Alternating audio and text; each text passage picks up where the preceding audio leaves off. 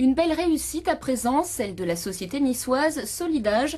Lauréate des Masters 2012 de la création d'entreprise, Solidage développe et commercialise des produits issus de la recherche hospitalière et notamment une galette au beurre conçue pour lutter contre la dénutrition. Cette galette a voyagé jusqu'au Chili fin 2010, regardez. Un seul moyen de subsistance, des bouteilles d'eau et des galettes énergétiques envoyées par ce conduit. Et pourtant, les mineurs chiliens ont tenu 69 jours sous terre. Pour comprendre, il faut se rendre au CHU de Nice. Ces fameuses galettes ont été conçues ici, à l'initiative d'une chercheuse en odontologie, à l'origine pour venir en aide à ses patients.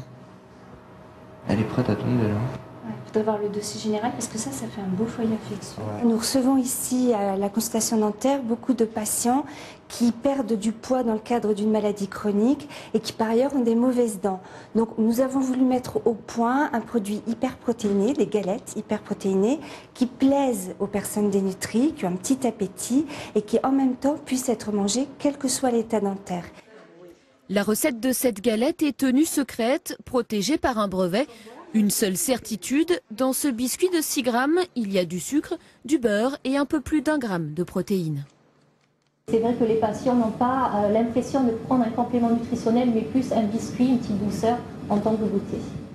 Pour commercialiser la galette, une société a vu le jour en 2009.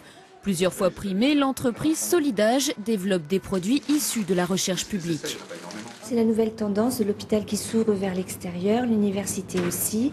On a besoin de trouver des fonds privés pour financer la recherche. Donc en fait, c'est un partenariat gagnant-gagnant pour tout le monde. Le professeur et son équipe travaillent aujourd'hui à l'élaboration d'un traitement contre la sécheresse buccale qui touche notamment les malades du sida ou d'Alzheimer.